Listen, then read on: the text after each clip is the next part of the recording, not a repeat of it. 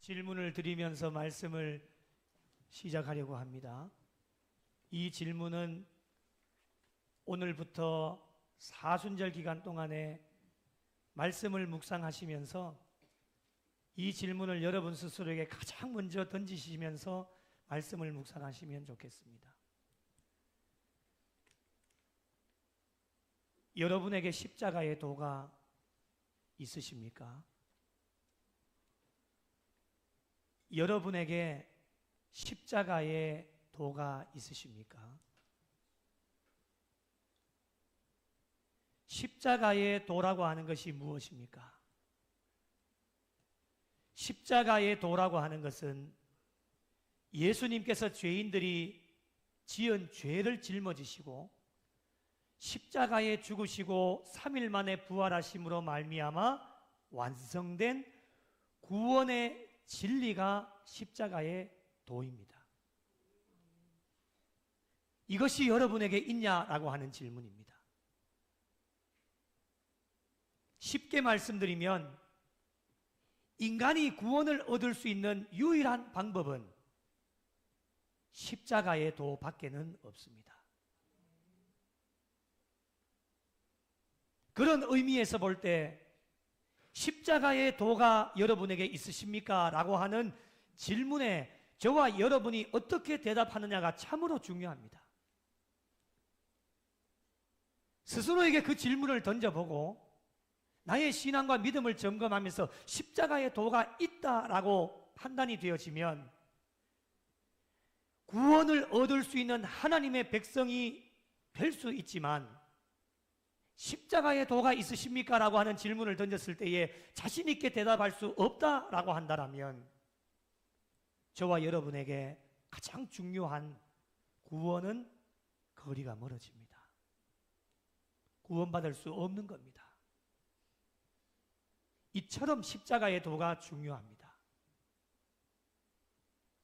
그러므로 이번 사순절 기간이 중요한 것은 어떻게 보면 이 사순절이 저와 여러분에게는 마지막이 될 수도 있기 때문에 저와 여러분의 신앙의 삶에 십자가의 도가 있는지 없는지를 점검하셔서 십자가의 도가 있다라고 한다면 구원받은 백성으로서의 신앙의 삶을 잘 유지하시다가 주님의 부르심을 받으면 되고, 십자가의 도가 없다라고 한다면 이번 사순절 기간 말씀과 기도를 통해 십자가의 도를 회복하실 수 있는 성도들이 되어야 합니다. 십자가의 도를 왜 점검해야 할까요? 신앙의 삶에 이것보다도 더 중요한 것은 없기 때문입니다.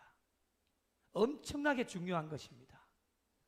오늘 말씀 18절에도 잘 나타나는데 18절 말씀을 다시 한번 읽어보겠습니다. 오늘 말씀의 주제 핵심이라고 보면 되십니다. 함께 보겠습니다. 십자가의 도가 멸망하는 자들에게는 미련한 것이요 구원을 받는 우리에게는 하나님의 능력이라. 아멘. 십자가의 도에 관하여서 두 부류로 나타납니다. 한 부류는 멸망하는 자들, 또 한 부류는 구원을 받는 우리입니다. 명확하게 구분이 되어집니다. 더 설명을 드리지 않아도 됩니다. 십자가의 도가 멸망하는 자들에게는 미련한 것이요 십자가의 도가 구원을 받는 자들에게는 하나님의 능력이 되어진다라고 고백하고 있습니다. 여기서 말씀하시는 멸망하는 자들 누구일까요? 궁극적으로 구원에 이르지 못하는 자들인데, 쉽게 말씀드리면 오늘 이 시대를 살아가고 있는 예수 믿지 않는 자들을 의미합니다. 이런 자들에게 십자가의 도는 아무런 의미가 없습니다. 미련하게 보일 뿐입니다. 십자가는 그저 막대기에 불과한 것뿐입니다. 그럴 수밖에 없는 이유가 그들에게 중요한 삶의 가치는 십자가에 있지 않습니다. 예수 믿지 않는 자들에게 중요한 삶의 가치는 세상에 있습니다. 물질에 있습니다. 명예와 권력에 있습니다. 그렇기 때문에 십자가의 도는 그들의 삶에 아무런 의미가 없는 겁니다.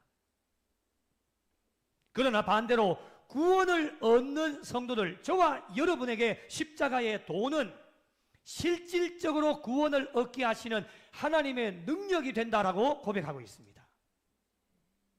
왜 이렇게 고백을 합니까? 예수 믿는 신앙인들의 중심 가치는 세상에 있지 않습니다. 아무리 많은 돈을 가져다 주고 명예와 권력을 가져다 준다 할지라도 그것에 우리의 신앙의 삶의 중심 가치를 두지 않는다. 그렇다면 예수 믿는 자들에게 중심 가치는 어디에 있느냐? 십자가에 있습니다. 여러분, 사도 바울의 삶을 보십시오. 예수 믿기 이전의 삶과 예수 믿은 이후의 삶이 확실하게 구분이 되어집니다. 여러분, 어지중간하면 안 됩니다. 우리의 믿음과 신앙이 예수 그리스도를 믿기 이전의 삶과 믿은 이후의 삶이 확실하게 드러나야 됩니다.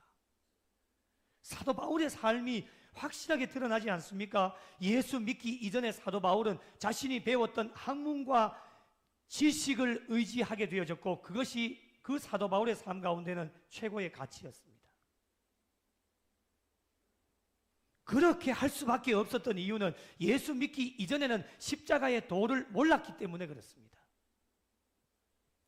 그런데 하나님께서 이 사도 바울을 사용하시고자 이 사도 바울에게 다메섹 도상을 허락해 주셔서 예수 그리스도를 만나게 하시고 그 예수 그리스도를 만난 이후에 사도 바울의 삶은 완전히 바뀌었습니다. 자신이 의지했던 모든 것, 학문과 지식을 배설물처럼 여기게 되어졌고 나의 지식은 한계가 있습니다 고백하면서 모든 것을 십자가 앞에 다 내어 던져버렸습니다.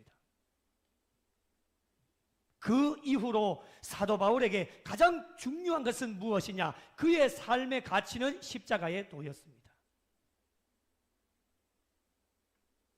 그리하여 사도 바울은 십자가의 도를 자신의 삶의 최고의 가치로 삼고 살아가게 되어지니까 그의 삶은 십자가에 못 박히신 예수 그리스도를 세상 가운데 많은 사람들에게 증거하면서 자신의 생명까지도 바쳐가면서 복음을 전하는 삶으로 바뀌었습니다.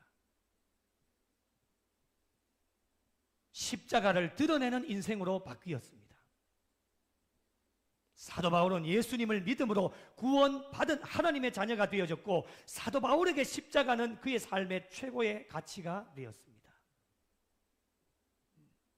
오늘날 저와 여러분의 삶도 이와 같습니다. 예수 믿기 이전의 삶과 예수 믿은 이후의 삶이 완전히 달라야 됩니다. 언제 예수님을 믿었는지 잘 모르겠지만 다 각자가 예수님을 믿은 때가 있으실 겁니다. 그 때를 한번 생각해 보십시오. 그때와 오늘 2025년 3월 9일 예배를 드리는 저와 여러분의 신앙의 삶을 비교해 보란 말입니다.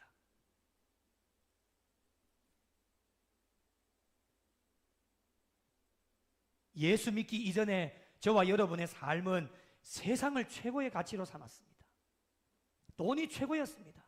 높은 자리에 올라가는 것이 최고였습니다. 멸망받는 자들이었습니다. 그냥 가만히 내버려 두면 지옥으로 떨어지는 인생이었습니다. 그러나 하나님께서는 각자 한 사람 한 사람에게 친히 사랑해 주시고 간섭해 주셔서 각자에게 예수님을 만난 다메섹 도상을 허락해 주셔서 예수님을 만나게 하셨고 예수님을 만나고 난 이후에 모든 삶이 완전히 바뀌고 저와 여러분이 세상에서 최고의 가치로 삼았던 모든 것들을 다 배설물처럼 여기고 예수 그리스도를 아는 지식이 가장 고상한 것이다라고 고백을 하면서 저와 여러분에게 최고의 가치는 십자가가 되었습니다. 믿으시면 아멘. 정말이십니까? 정말이십니까? 정말요? 진짜 그렇게 되어야 됩니다. 그렇게 되어야 제대로 믿는 겁니다. 이처럼 사도 바울에게도 간섭하신 분이 하나님이십니다. 그냥 가만히 내버려 뒀다면 교회를 핍박하고 예수 믿는 사람 잡아 죽이는 일을 계속했을 겁니다. 그런데 간섭해 주셔서 하나님께서 어떻게 하시느냐? 오늘 19절 말씀을 보십시오. 기록된 바 내가 지혜 있는 자의 지혜를 멸하고 총명한 자들의 총명을 폐하리라. 누가 이렇게 하셨느냐? 하나님이 이렇게 하셨습니다. 학문과 지식, 인간이 가지고 있는 모든 지혜를 하나님이 어떻게 하셨느냐? 폐하셨습니다. 하나님께서 그렇게 하신 이유가 무엇입니까? 인간이 가지고 있는 모든 지혜로는 하나님을 알 수 없기 때문에 그렇습니다. 20절 말씀을 보십시오. 지혜 있는 자가 어디 있느냐? 여기서 지혜 있는 자들이라고 하는 것은 하나님을 부인하고 세상 지혜를 자랑하는 모든 사람들을 가리킵니다. 선비가 어디 있느냐? 여기서 말씀하시는 선비는 율법학자들입니다. 얼마나 뛰어난 사람들입니까? 이 세대의 변론가가 어디 있느냐? 변론가라고 하는 것은 헬라 철학에 능하고 말에 능한 사람들을 모두 가리키는 겁니다. 여러분, 이 모든 사람들이 세상적으로 봤을 때에는 정말 훌륭하고 뛰어난 사람들이었습니다. 그 누구도 따라오지 못할 자들이었습니다. 그러나 아무리 훌륭하고 세상적으로 뛰어나도 세상의 지혜로는 하나님을 알지 못하기 때문에 하나님께서 어떻게 하셨느냐? 이 세상의 지혜를 미련하게 만드셨습니다. 그러므로 신앙생활에 하나님을 알아가는 것이 참 중요하기 때문에 하나님을 알아가기 위한 유일한 방법이 무엇이냐? 세상의 지식도 지혜도 아닌 십자가의 도입니다.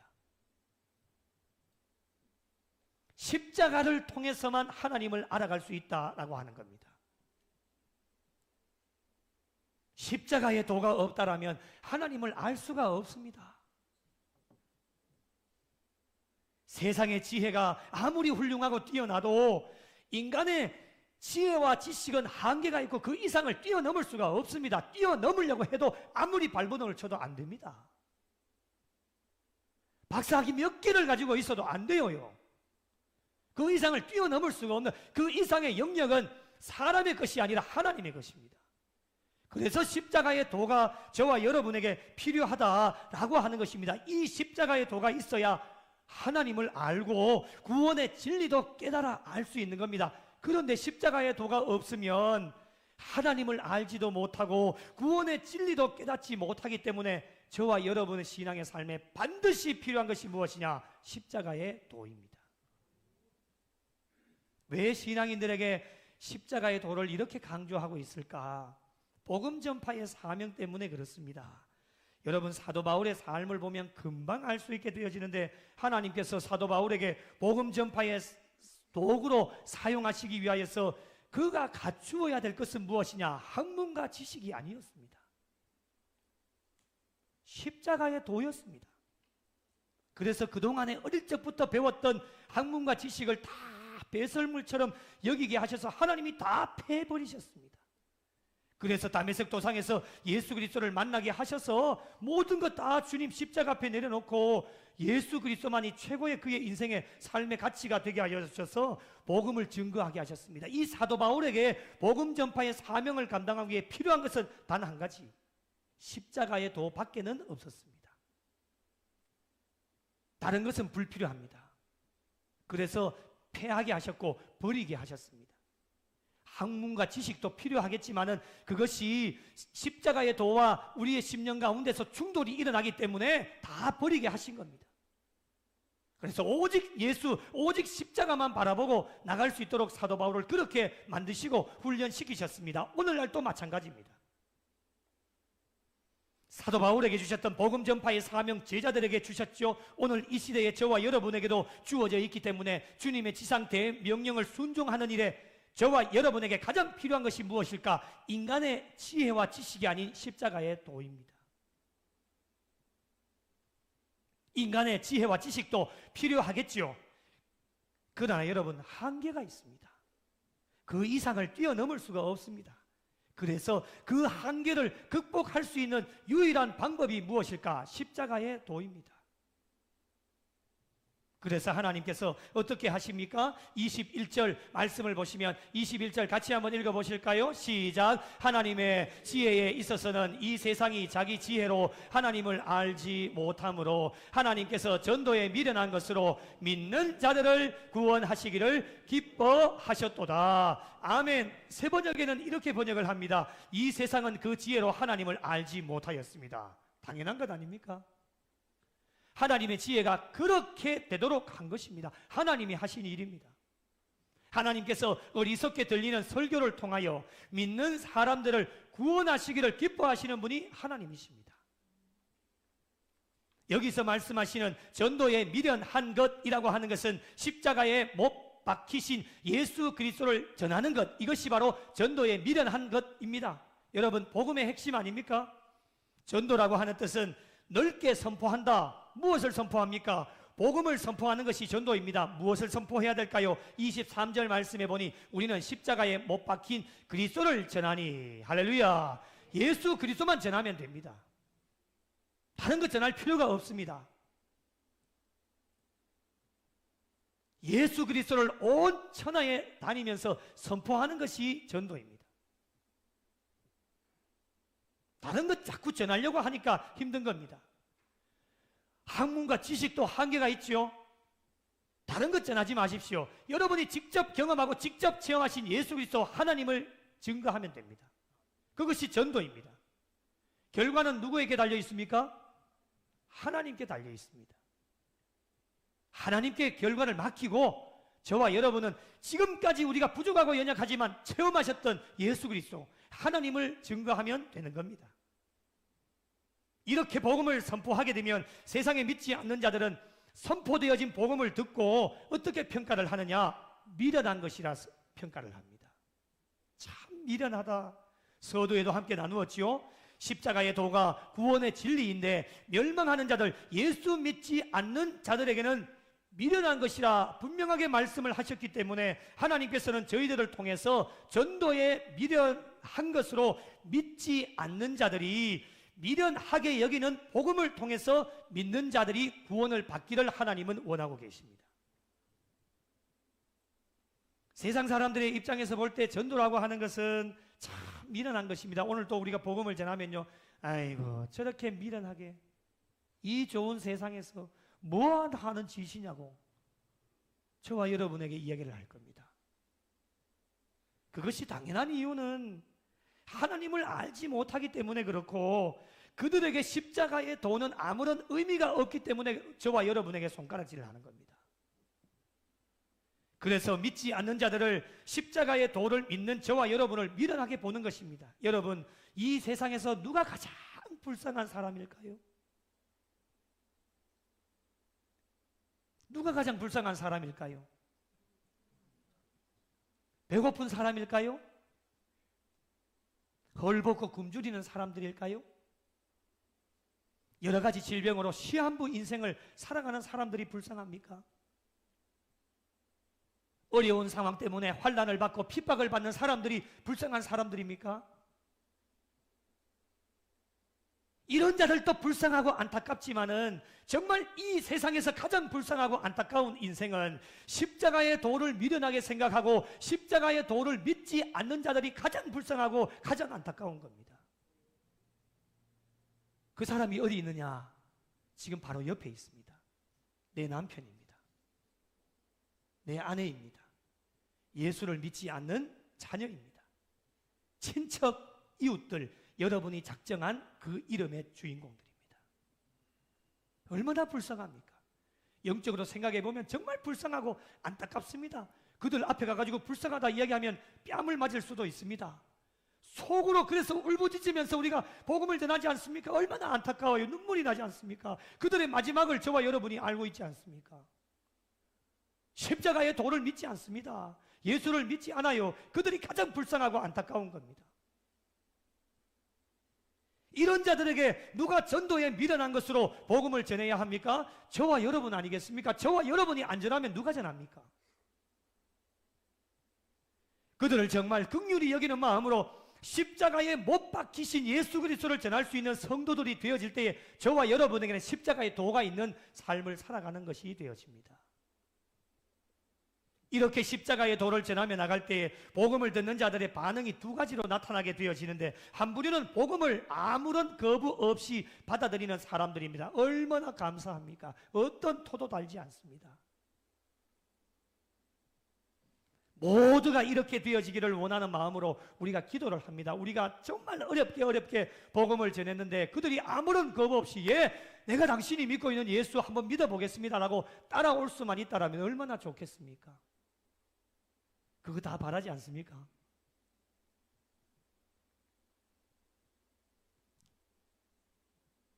또 한 부류는 복음을 전하면 보여달라고 하는 사람들이 있습니다. 보여달래요. 뭘 보여줍니까? 네가 믿고 있는 하나님 내 눈앞에서 좀 보여달라고. 보여봐. 네가 믿고 있는 하나님 내한테 보여주면 내가 확실하게 교회 갈 수 있어. 그리고 이적과 기적을 내게 보여주면 내가 너 따라갈 수 있어 라고 이야기를 합니다. 저도 복음을 전하면 그런 소리 많이 들었습니다. 당신이 믿고 있는 하나님 나는 없는 것 같은데 내 눈앞에 좀 보여달라고. 그러면 내가 당장 따라가겠다고 그렇게 얘기를 합니다. 참 난감할 때가 많습니다. 여러분도 종종 그런 경험이 있죠. 당신이 믿고 있는 하나님 내게 좀 보여달라고, 이야기해달라고. 표적과 기적, 내가 지금 질병을 앓고 있는데 깨끗하게 나오면 나 지금 당장이라도 교회에 달려갈 수 있다라고 그렇게 이야기를 합니다. 참 난감할 때가 많지요. 그러나 여러분, 그럴 때에도 우리는 난감해할 필요가 전혀 없습니다. 그 이유가 무엇일까? 우리는 우리의 눈에 보이지 아니하시는 하나님을 보여줄 수도 없습니다. 우리의 눈에도 안 보입니다. 그 하나님을 보여줄 수도 없고, 그리고 중요한 것은 우리의 힘으로는 이적과 기적을 나타낼 수 없기 때문에 그렇습니다. 이적과 기적은 하나님이 하시는 것이지 사람이 하는 것이 아니기 때문에 우리의 힘으로는 도저히 그 이적과 기적을 나타낼 수가 없습니다. 그렇기 때문에 우리는 무엇만 하면 되느냐? 23절 말씀 또 반복이 되어지지요. 우리는 십자가에 못 박히신 그리스도를 전하니, 할렐루야, 예수만 전하면 됩니다. 보여달라고 손가락질하고 뭐라 해도 그것에 아랑곳하지 마시고, 실망하거나 낙심도 하지 마시고, 걱정하거나 염려하지도 마시고, 십자가에 못 박히신 예수 그리스도만 전하시면 됩니다. 오늘 말씀 22절에도 보시면 유대인은 표적을 구하고 헬라인은 지혜를 찾으나 라고 말씀을 합니다. 이들이 누구입니까? 폭넓은 의미로 봤을 때는 세상 모든 사람들을 총칭하는 겁니다. 표적을 구하는 것이 언뜻 보기에는 신앙인인 것 같이 보이지만 참 신앙이 아닙니다. 표적을 구하는 자들은 미련한 자들입니다. 그 이유가 무엇입니까? 신앙은 우리의 눈에서 생겨나는 것이 아니기 때문에 그렇습니다. 눈으로 본다고 해서 신앙이 생겨나는 것이 아닙니다. 신앙은 마음에서 일어나는 것이기 때문에 마음속에서 우러나오는 믿음을 갖는 것이 참 신앙인의 모습입니다. 믿으시면 아멘. 아무리 저희들 눈앞에 표적이 일어난다 해도 저와 여러분의 마음이 녹지 않으면 결국에는 아무런 소용이 없습니다. 예수님 시대를 한번 둘러볼까요? 많은 사람들이 베세다 들녘에서 어린아이와 여자를 제외하고 5,000명이 오병이어의 기적을 체험하였습니다. 놀라운 일 아닙니까, 여러분? 여자와 아이들을 제외했기 때문에 실질적으로 5,000명이 아닙니다. 한 가족을 4명을 잡아도 2만 명이 한 소년이 가지고 있는 도시락 하나의 분량을 가지고 5,000명이 먹고 12바구니가 남았습니다. 이런 놀라운 기적을 많은 사람, 2만 명이 넘는 사람이 기적을 체험하였습니다. 이뿐만이 아닙니다. 예수님께서 많은 병자들 고치셨는데 앞을 보지 못하는 사람 앞을 보게 하셨죠. 걷지 못하는 사람 일어나게 하셨습니다. 귀신을 쫓아내기도 하셨고요. 말 못하는 자들의 입을 여셨습니다. 그리고 죽은 자를 살아나게 하셨습니다. 놀라운 표적과 이적을 요구하였기 때문에 다 보여줬습니다. 다 보았습니다. 그런데 여러분, 아이러니한 것은 무엇인지 아십니까? 예수님 십자가를 지시는 현장에 아무도 없었습니다. 이거 도대체 어떻게 설명해야 됩니까, 여러분? 예수님 십자가 지시는 현장에 아무도 없었습니다. 표적을 구해서 표적 다 보여줬습니다. 이적과 기적을 일어나게 해달라고 병자들 다 고쳐주셨습니다. 두 눈으로 똑똑하게 경험했지 않습니까? 그러면 직접 목격했기 때문에 신앙과 믿음이 더 확실해져야 되는데 표적을 눈으로 보는 것으로 그냥 끝나버렸습니다. 마음의 변화가 일어나지 않았다라고 하는 겁니다. 그래서 오늘날 신앙의 삶에 보는 것도 중요하지만 더 중요한 것은 무엇이냐? 마음의 변화입니다. 예수 그리스도를 입으로 눈으로 믿는 것이 아니라 마음으로 믿어야 십자가의 도가 있는 신앙의 삶을 살 수 있는 겁니다. 오늘날도 표적을 구하고 지혜를 찾는 신앙인들이 점점 교회 안에서 늘어나서 나는 정말 마음이 아픕니다. 로마서 10장 10절에 사람이 마음으로 믿어 의에 이르고 입으로 시인하여 구원에 이르느니라. 할렐루야. 마음으로 믿어 의에 이르고 입으로 시인하여 구원에 이른다 분명하게 말씀해 주셨기 때문에 이러한 신앙의 삶을 살아야 되는데 보여주시고 손에 무엇인가 움켜잡으면 내가 봉사하고 충성하고 열심히 다하겠습니다라고 그렇게 고백합니다. 오늘 또 하나님 내게 좀 보여줘보세요. 내 손안에 무엇인가 좀 움켜잡게 그렇게 해주세요. 그러면 내가 주님을 위해 생명 바치고 열심히 봉사하고 충성하겠습니다 라고 이야기를 합니다. 그럴 때 하나님이 뭐라고 이야기하시는지 압니까? 얘야, 너 지금까지 내가 베풀어준 기적과 이적 맛보지 못했느냐? 우리의 영적인 눈이 감겨져 있어서 그렇지 지금까지 얼마나 많은 기적과 이적을 보여주셨는데 우리의 영적인 눈이 감겨져 있어서 그걸 분별을 못하는 겁니다. 한 가지만 말씀드려 볼까요? 오늘 살아있는 것이 기적인 줄 믿으시기 바랍니다. 오늘 살아있는 것이 기적인 줄 믿으시기 바랍니다. 당연한 겁니까? 당연한 게 아니잖아요. 주중에 한 권사님이 오셨어요. 전도 대상자인 친구하고 와가지고 대화를 나누다가 지난주 눈이 많이 왔잖아요. 고향 가다가 차가 한 바퀴 돌았대요. 내려가다가 뭐 미끄러지니까 차가 한 바퀴 돌아가지고 그 뒤에 범퍼 꽁무니를 그 중앙 분리대를 쾅 하고 받고 그렇게 섰다는 거예요. 살아있는 게 기적인 거예요. 오늘 일부 예배 내가 물어봤어요. 권사님 오늘 살아있는 게 기적이죠? 아멘 하시더라고요. 여러분 이런 기적과 이적이 저와 여러분의 삶에 날마다 지금 일어나고 있습니다. 아멘이십니까? 우리가 영적으로 그것을 잘 몰라서 그렇지 그걸 왜 고백하지 않고 왜 당연한 것으로 여깁니까? 당연한 게 아니에요. 하나님의 은혜입니다. 날마다 기적과 이적을 베풀어 주시는데 우리는 그것도 모르고 오늘 또 표적을 구하고 이적을 보여달라고 그렇게 예배드리면서 하나님 앞에 고백하고 있으니 하나님의 마음이 여러분 어떠하시겠습니까?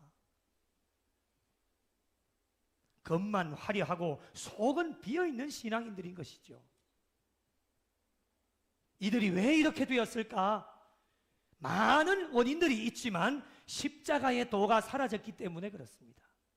그래서 서두에 여러분에게 질문을 드린 것이 무엇입니까? 여러분에게 십자가의 도가 있으십니까? 십자가의 도가 있는 사람은 이렇게 절대로 할 수가 없습니다. 십자가의 도가 사라졌기 때문에 그런 겁니다. 본질인 십자가의 도가 사라지고 비본질적인 것에 목숨을 걸고 표적을 구하고 지혜를 오늘 또 찾고 있습니다. 표적과 지혜가 중요하지 않다라고 하는 것이 아닙니다. 중요합니다, 여러분. 그러나 우선순위가 어디에 있느냐가 더 중요하지 않겠습니까? 눈앞에 보이는 것이 우선순위가 아니라 내 마음에 계시는 예수님께 우선순위가 있어야 되고 우리가 믿고 있는 하나님께 우선순위가 되어져야 이러한 삶을 살아갈 때에 십자가의 도가 있는 겁니다, 여러분. 그러므로 십자가의 도가 있는 자들은 어떠한 삶을 살아야 될 것인가? 앞으로 표적을 구하지 않습니다. 지혜를 찾지 마십시오. 23절 말씀 또 반복되어지지만 우리는 십자가에 못 박힌 그리스도를 전하니 예수 그리스도만 전하면서 살아가시다가 주님 부르실 때에 천국 가시면 됩니다. 그런데 이것마저도 유대인에게는 거리끼는 것이요 이방인에게는 미련한 것이다라고 말씀해 주고 계십니다. 그러나 24절 말씀 보시면 오직 부르심을 받은 자들에게는 유대인이나 헬라인이나 그리스도는 하나님의 능력이요 하나님의 지혜니라. 할렐루야. 부르심을 받은 자들이 누구입니까 여러분? 하나님께서 미리 택하신 자들이요 영생을 주시기로 작정된 자들, 오늘 이 시대를 살아가고 있는 예수 그리스도를 믿는 저와 여러분인 줄 믿으시기 바랍니다.